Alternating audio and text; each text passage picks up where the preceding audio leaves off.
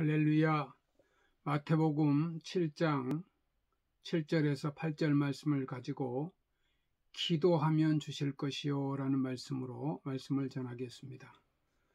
구하라 그러면 너에게 주실 것이요, 찾으라 그러면 찾을 것이요, 문을 두드리라 그러면 너에게 열릴 것이니, 구하는 이마다 얻을 것이요, 찾는 이가 찾을 것이요, 두드리는 이에게는 열릴 것이니라. 마태복음 7장 7절에서 8절의 말씀입니다. 예수님은 제자들에게 산상수훈 팔복의 말씀을 하시고 기도의 중요성을 말씀하셨습니다. 성도의 삶을 살아갈 수 있도록 힘을 공급하는 원동력이 기도입니다. 기도의 생활이 하나님의 뜻입니다. 쉬지 말고 기도하라. 이는 그리스도 예수 안에 너희를 향하신 하나님의 뜻이니라. 기도는 평강의 비결입니다. 아무것도 염려하지 말고 기도와 간구와 감사함으로 하나님께 아뢰라. 그리하면 모든 지각에 뛰어난 평강을 주신다고 빌립보서 4장 6절에 말씀하고 있습니다. 또 기도는 마귀의 시험에 승리케 하시는 방편입니다. 시험에 들지 않게 깨어 기도하라고 하셨습니다. 만물의 마지막에 갖고 왔으니 그러므로 정신을 차리고 근신하여 기도하라. 베드로전서 4장 7절의 말씀입니다.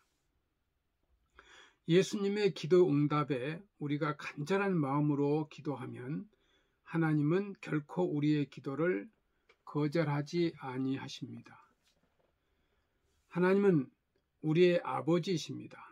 하나님이 사랑하는 자녀들에게 좋은 것을 주시지 않겠습니까? 마태복음 7장 7절 8절 말씀에 구하라 그러면 너에게 주실 것이요, 찾으라 그러면 찾을 것이요, 문을 두드리라 그러면 너에게 열릴 것이니, 구하는 이마다 얻을 것이요, 찾는 이가 찾을 것이요, 두드리는 이에게는 열릴 것이니라. 예수님은 우리의 기도와 관련해서 세 가지의 표현을 하셨습니다. 구하라, 찾으라, 문을 두드리라. 예수님은 겟세마네 동산에서 십자가를 앞에 놓으시고 간절하게 기도하셨습니다. 예수님이 십자가를 지시기 전에 겟세마네 동산에서 기도하셨습니다. 내 아버지여, 만일 할만하시거든 이 잔을 내게서 지나가게 하옵소서. 그러나 나의 원대로 마옵시고 아버지의 원대로 하옵소서. 예수님은 기도를 마치시고 난 뒤에 제자들을 찾아오셨습니다. 예수님은 그들을 잠자는 제자들을 깨우치면서 이렇게 당부하셨습니다. 시험에 들지 않게 깨어있어 기도하라. 예수님은 다시금 또 나아가셔서 기도하셨습니다. 예수님은 하나님의 뜻을 찾는 심정으로 기도하셨을 것입니다. 내 아버지여, 만일 내가 마시지 않고는 이 잔이 내게서 지나갈 수 없거든 아버지의 원대로 되기를 원하나이다. 예수님은 두 번째 기도를 마치시고 난 뒤에 다시금 제자들을 찾아오셨습니다. 그때도 제자들은 역시 기도하지 않고 잠자고 있었습니다.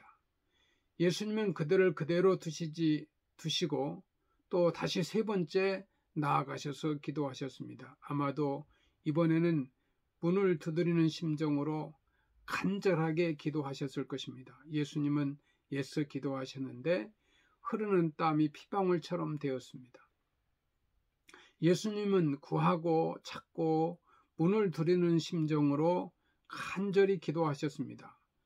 예수님의 기도는 하나님의 응답을 받게 되었습니다. 십자가는 하나님이 예수님에게 주시는 잔이었습니다. 예수님이 마셔야 할 잔이었습니다. 그 잔을 예수님이 마심으로 말미암아 모든 백성이 죄에서 구원함을 받는 사실을 생각하며 예수님은 하나님이 주신 잔을 기꺼이 마시기로 작정하셨습니다.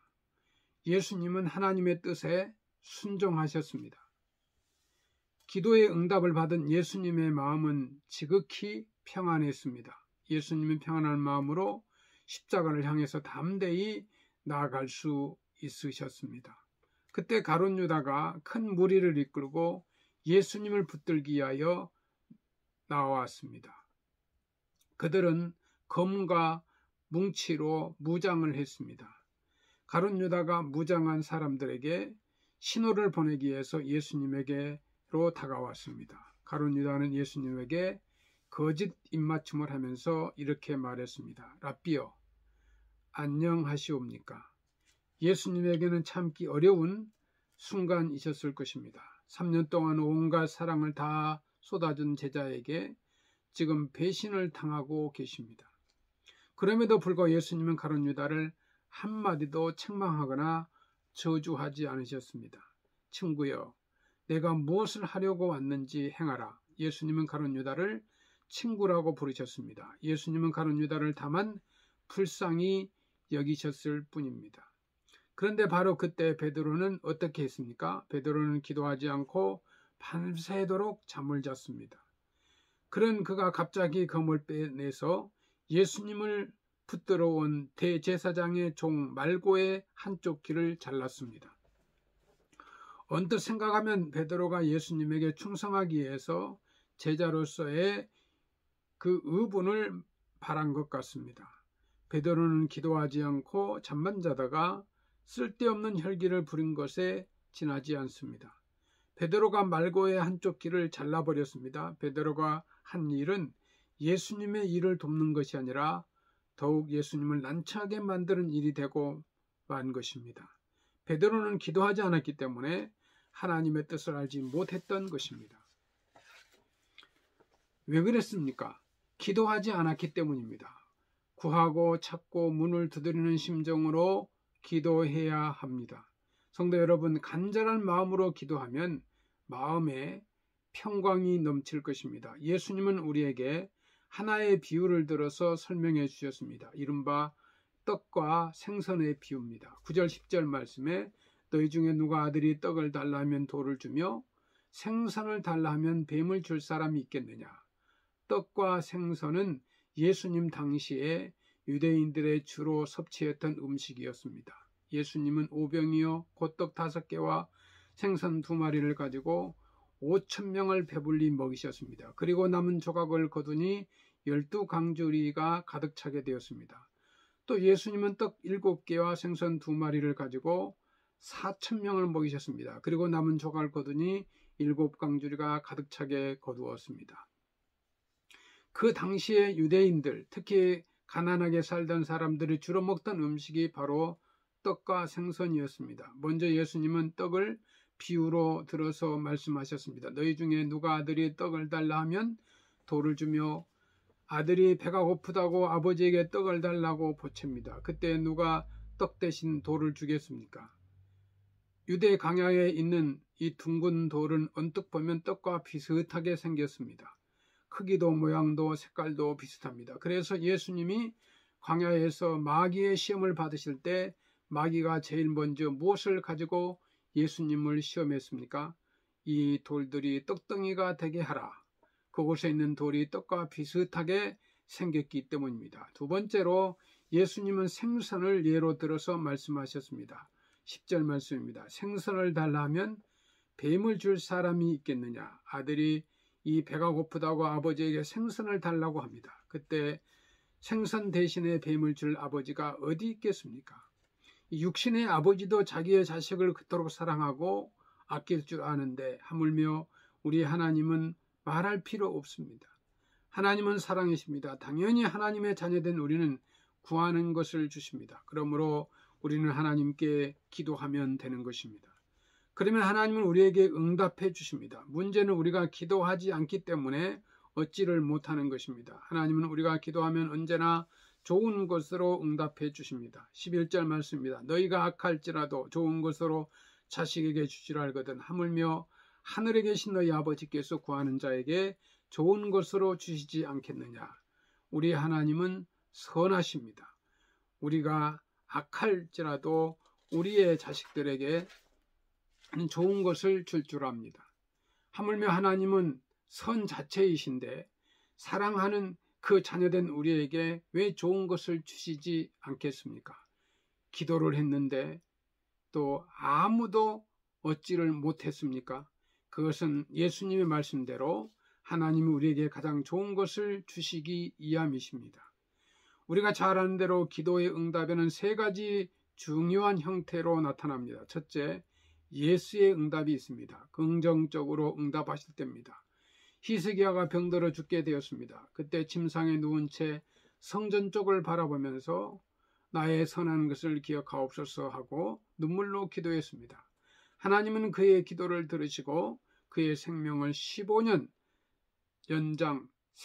동안이나 생명을 연장시켜 주셨습니다. 둘째, 노의 응답입니다.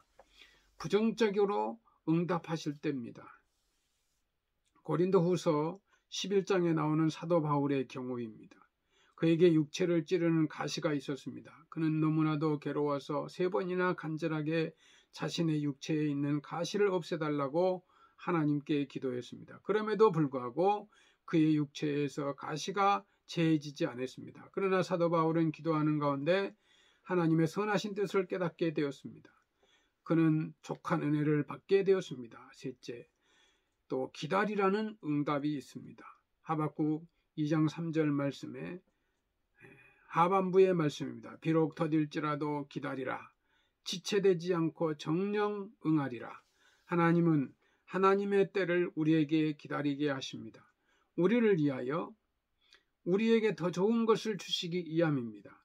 우리가 기도할 때 하나님은 때로는 히스기야의 경우처럼 우리에게 예스로 긍정적인 응답을 주실 때가 있습니다. 또 사도 바울의 경우처럼 우리에게 노로 부정적인 응답을 주실 때도 있습니다.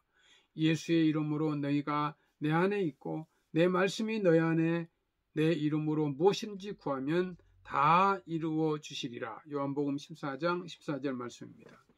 너희가 이제까지 내 이름으로 아무것도 구하지 아니하였으나 구하라 반드시 이루어 주시리라. 요한복음 16장 24절 말씀입니다. 이 간절과 진심의 기도, 여호와는 그 온 땅을 두루 감찰하사 전심으로 주께 향하는 자를 위하여 능력을 베푸시는도다. 역대하 16장 9절 말씀입니다. 믿음의 기도, 믿음으로 구하고 조금 더 의심하지 말라. 의심하는 자는 바다 물결이 요동함 같이 두 마음을 품어 모든 일에 정함이 없는 사람이로다. 야고보서 1장 6절에서 8절 말씀입니다. 믿음이 없으면 하나님을 기쁘시게 할 수가 없고 믿음이 없이 기도하면 하나님을 농락하는 것입니다. 믿음으로 세상을 이기고 믿음으로 제사함을 받고 믿음으로 영생을 얻고 믿음으로 주의 영광을 보느니라. 내 믿음대로 되리라. 작게 믿는 자는 작게 되고 크게 믿으면 크게 됩니다. 시편 81편 9절 10절에서 보면 너희 중에 다른 신을 두지 말며 이방신에게 절하지 말지어다. 나는 너를 애굽 땅에서 인도하여 낸 여호와 내 하나님이니 내 입을 넓게 열라. 내가 채우리라 말씀하십니다. 하나님이 사랑하는 백성은 기도로 모든 문제를 해결할 수가 있습니다. 빌립보서 4장 6절 말씀 7절에 보면 아무것도 염려하지 말고 다만 모든 일에 기도와 간구로 너희 구할 것을 감사함으로 하나님께 아뢰라. 그리하면 모든 지각에 뛰어난 하나님의 평강이 그리스도 예수 안에서 너희 마음과 생각을 지키시리라고 말씀하셨습니다. 또 디모데전서 2장 2절 말씀에 보니까 중보 기도에 대한 말씀을 하고 있습니다. 임금들과 높은 지혜에 있는 모든 사람을 위하여 하라. 이는 우리가 모든 경건과 단정함으로 고요하고 평안한 생활을 하려 함이라는 말씀입니다. 시편 2편 8절에 보면 내게 구하라. 내가 이방 나라를 내 유업으로 주리니 내 소유가 땅끝까지 이르리라고 말씀하셨습니다. 하나님은 기도하는 자녀에게 한없는 축복을 주시고 그의 길을 열어주십니다. 오직 기도만이 승리의 길입니다. 예수님의 기도는 하나님의 뜻을 구하는 기도였습니다. 종교개혁자 마르틴 루터는 말하기를 100년을 살 것처럼 100년을 살 것처럼 일을 하고 내일 죽을 것처럼 기도하라고 했습니다. 예레미야 33장 2절 3절 말씀에 보면 일을 행하는 여호와 그것을 만들어 성취하는 여호와 그의 이름을 여호와하는 이가 이와 같이 이르시도다. 너는 내게 부르짖으라. 내가 내게 응답하겠고 내가 알지 못하는 크고 은밀한 일을 내게 보이리라. 백석교회 성도 여러분, 기도는 모든 문제를 해결하는 마스터 키입니다. 성도 여러분, 기도 생활로 성도 여러분 모두 가정, 사업, 직장, 또 삶이 형통의 삶이 되시기를 주의 이름으로 축원합니다. 감사합니다.